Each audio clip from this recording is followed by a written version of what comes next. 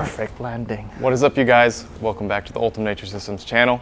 Today, we're gonna be picking out some hardscape for a crazy tank that we're doing, probably the biggest tank that both me and John have ever done. So I'm super excited for this, you guys. This is what you would usually expect from regular sized ghostwood for your everyday aquarium, but this is what we're gonna be using today. 2XL ghostwood. I think we chose ghostwood because it is one of the woods that you can find in sizes like this. It is kind of rare for some of the driftwoods to come in sizes such as this ghostwood and such as the 2XL Malaysian that we also sell.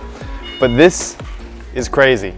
So let's get into it. Looking at this wood, one of them is getting an ethereal glow from the sun itself. It's just telling us which ones to pick. It's calling our name. So we're digging through these branches. This piece looks pretty crazy actually, so. These are not branches, these are trees at this point. Yeah.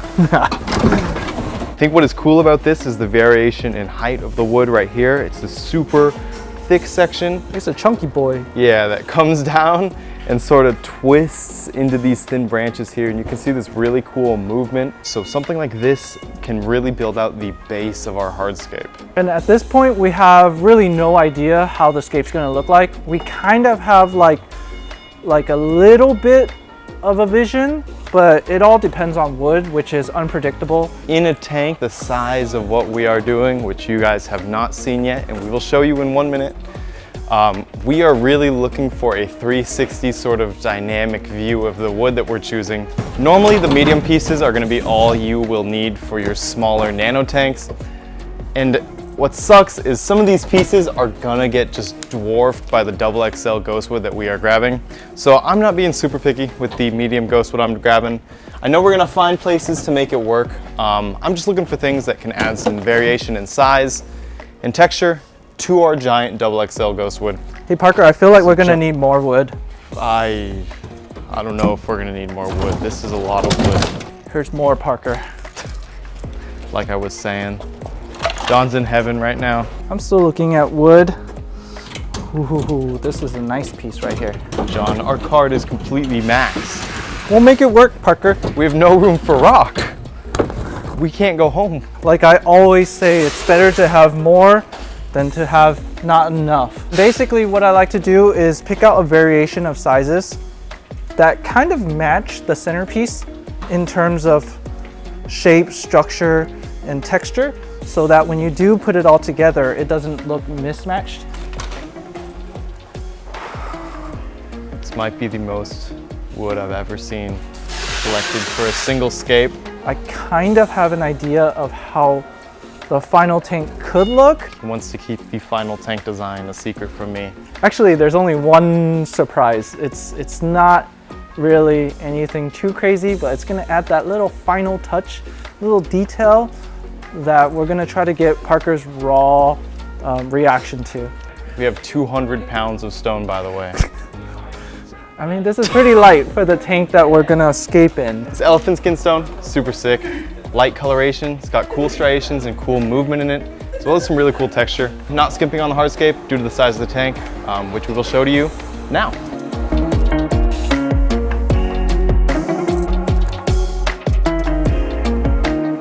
So now that the hardscape is back in the studio, you can see what tank me and John are scaping. This is the limited edition R150 Peninsula. Normally, it is used as a reef tank, but we are going to be doing a freshwater Peninsula-style scape in this. So if you are coming from our freshwater audience, you might not be as familiar with the reef systems as our saltwater audience. I'll go over a couple of the key features of this tank, kind of what makes it unique, and then what makes the limited edition a bit different than the standard edition. So as I mentioned previously, this is a Peninsula-style tank. It has a super slim overflow on one side. But one of the key features that makes the limited edition aspect of this tank different than the standard one is that this features the clear silicone, just like our standard rimless tanks, in the corners and in the bottom. And it gives a super nice low iron effect that is perfect for freshwater tanks. Another aspect of the limited edition is that this is white instead of black. On standard reef tanks, the overflow in the back panel will be black glass. On this, we opted for white, and the return nozzles are white as well.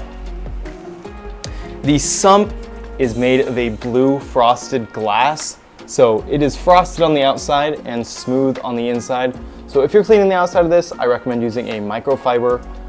If you're kind of cleaning up this area here, but if you're on the inside of the tank, it is no problem coming in with your standard glass scraper, you know, a razor or something like that. One of the other features that makes this tank unique is that the plumbing is going to be white and blue instead of black and blue, so kind of playing into this white aesthetic. This only comes in a white stand color. Now this is one of the early prototypes of this tank, so there are a couple tiny differences that are going to be different if you own a limited edition Peninsula at home.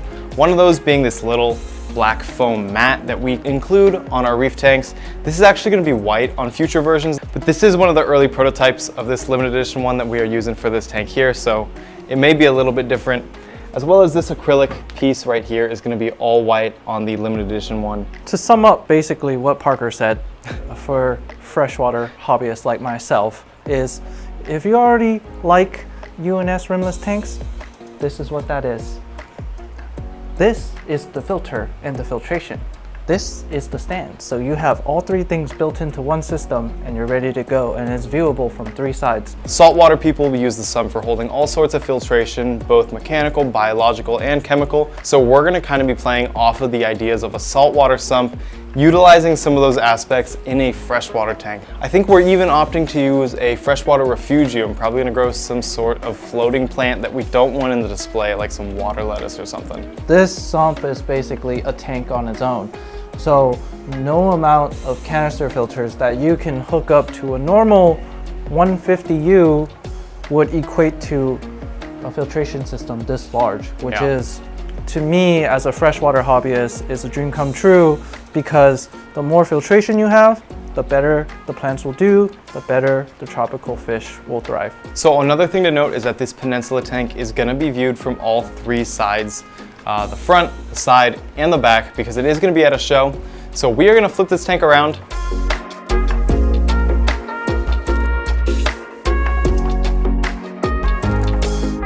So we are coming in just like our other tanks with some black foam mats. And this is just going to kind of buffer the weight of these stones that we are going to be placing inside this tank. Siliconing these mats down and then giving it some time to lock into place. This tank is quite big, so we got some stools and some ladders that we will be using to the fullest extent throughout this video, because we are some short kings. Parker admits it, not me. We kind of have the idea of creating this giant islandscape so that there's nothing touching the edges of the tanks. And I think the overflow kind of lends itself to the island style scape, just because it is a dedicated sort of back wall in the grand scheme of this peninsula. So using it as almost a base and then building our hardscape out this way is kind of the idea that we have.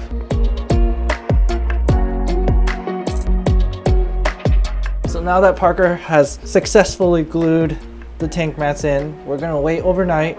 We'll come back tomorrow and we'll start setting down the hardscape. I came downstairs this morning and John was just silently admiring this crazy piece of ghost wood. So we already dropped it inside the tank just to give an idea of scale and what we will be working with when we are trying to determine this hardscape today. We're definitely going to want to include a couple more pieces just because we want to utilize the size of the tank to the fullest, and having wood that only occupies like the bottom half of the tank really messes up our sense of scale when we are scaping a tank of this size.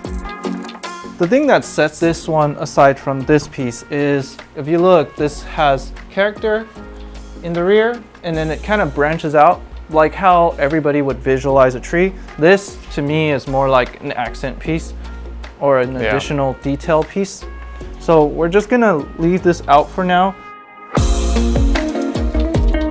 I feel like one of the issues I'm running into, if this piece is doing anything other than sitting on the ground, is that that part that your hand is holding, this part right here is really heavy.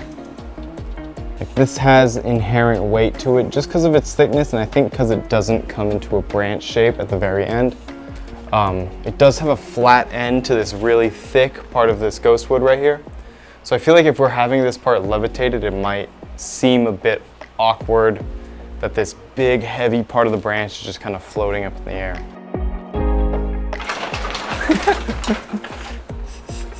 When the wood fights back, Parker. Oh, that piece is dope. actually is not bad. Oh, ooh, ooh. There's potential here. There is some sort of potential. Ooh. Right? Ooh, okay. We just gotta mess with it a little The bit. textures are a little different between the two. Slightly different, but we do have those little accent pieces. Like if you look right here, Yeah. we can add on to it. Once Right. it's wet, the color is going to be very similar. Like if you just add on to it, Yeah, I see what you mean. you see what I mean? From this way, it looks nice. I'm a little concerned about the other side though. Let's keep messing with it. This, not too bad.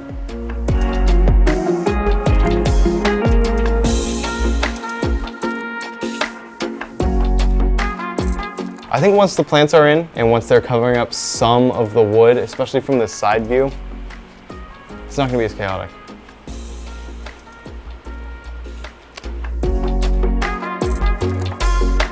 Does this change the look of anything?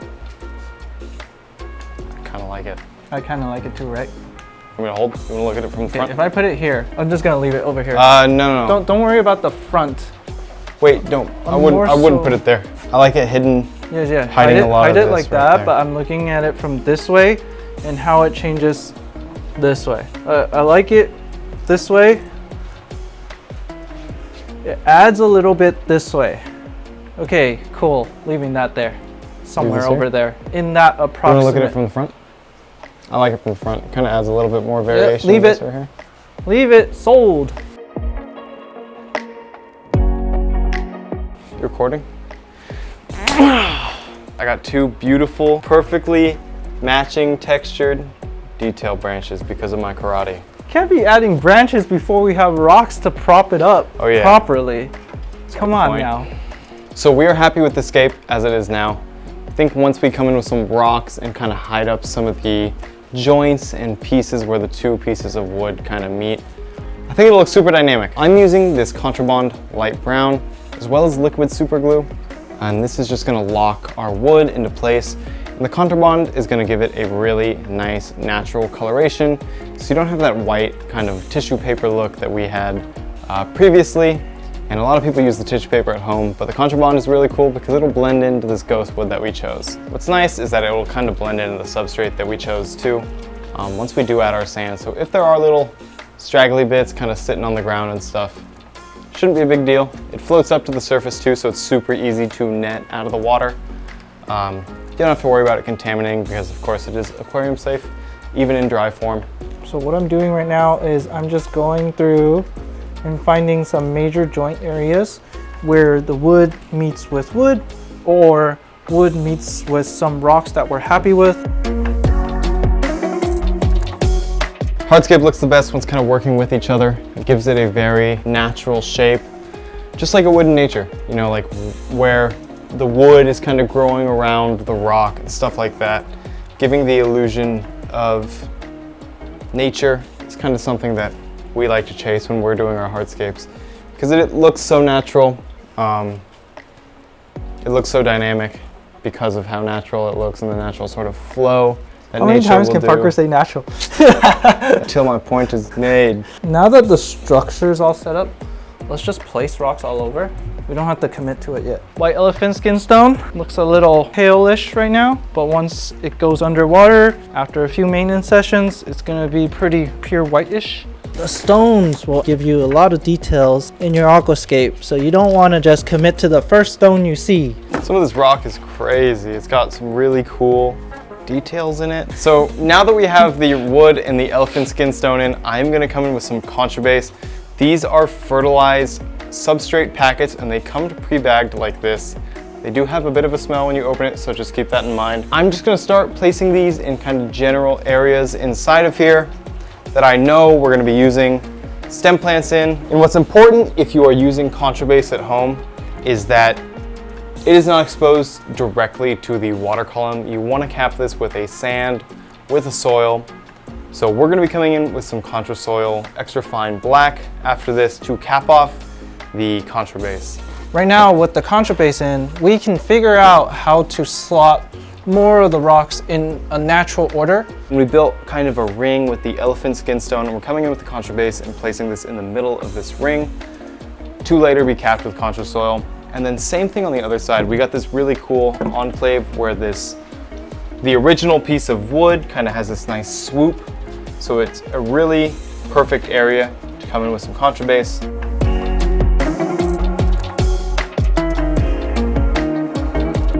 So next, I'm gonna come in with some waterfall foam, close some of the holes between the rock and the substrate layer, just so it doesn't seep through every one of these cracks. So we don't want the plants creeping through some of these rocks. We want to maintain this sort of barrier that we built.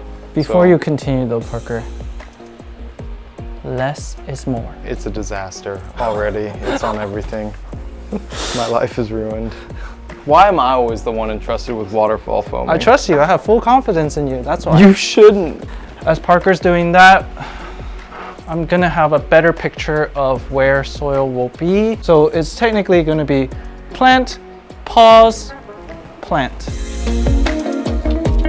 A little tip for the waterfall foam, make sure you do it before you add substrate, just because the more exposure to the air that it has, the quicker it seems to set into place and the quicker you can like snap off pieces that you don't like. Using an adhesive like Controbase definitely gives you more possibilities because we kind of have some of this wood floating in an unnatural way. So using an adhesive agent like the Controbase, like the Controglue, it's going to give you some more possibilities. It's going to open up different things you can do to hide some areas or add details to areas and stuff like that without having to always use like a rock or another piece of wood to prop up your hardscape. Now that me and John are finishing up our use of the Controbase to lock the wood and the stone into place, we're going to be coming in with some black foam.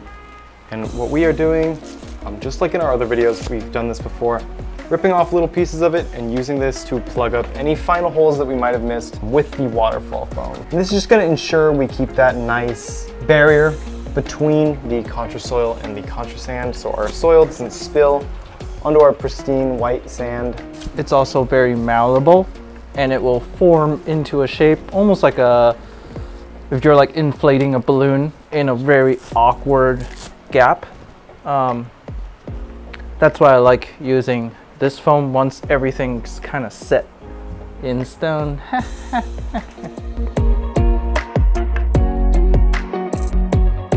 So I guess it's now time for soil pouring. And what we're gonna do is we're using cups because we want to target specific areas, and we're pouring very slowly so that we can figure out if there's gonna be any soil leaks. Just taking our time, being as precise as possible. In this area, you can see very clearly that the soil will hold and it doesn't overspill to the front. All of this is just by me pouring over the wood, but as you can see, the soil doesn't come out from here. That's because we have a filter sponge in this area barricading the soil from coming out. So now that we have that there, we can actually plant in this soil, and right underneath it is the Controbase. The stem plants that we're going to be planting in these areas are going to have like almost direct access to the Controbase. Should just kickstart their growth right away. They should love it. Controbase is proven to significantly increase the speed that the stem plants grow at, as well as increase the coloration that you're looking for.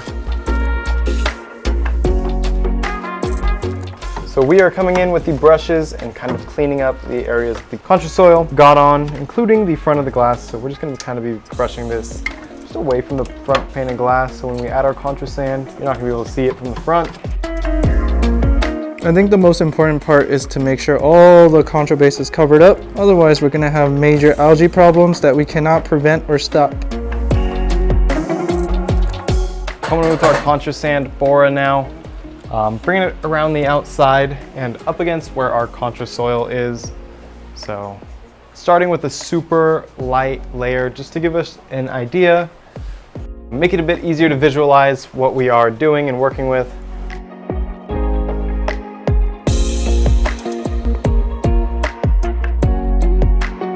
Now that we have the Controsoil on two mounds, right there, and then we came back in with the Controsand Bora to cover up all the soil, we can have a closer look at where the soil routes will go. Now Parker's going to come in, sprinkle some Controsand Monterey at the edges of where the rocks are to kind of give a continuous detail. It really does make all the difference, kind of adding that level of detail that is kind of hard to acquire in your substrate. Parker is really just putting it where the rocks join together to kind of hide that it is multiple rocks. It breaks up the artificial placement of stones. What happened to Parker? Where's Parker? Oh. So I was breaking up some rocks a minute ago. I got these really small, nice little gravel pieces. And I'm just gonna use these to kind of complement the Monterey that we've been dropping in. These little gravel pieces are gonna give us some cool texture variation between the Monterey and the full-size elephant stone that we are using. So just kind of looking for areas that I wanna add a little bit of visual interest to.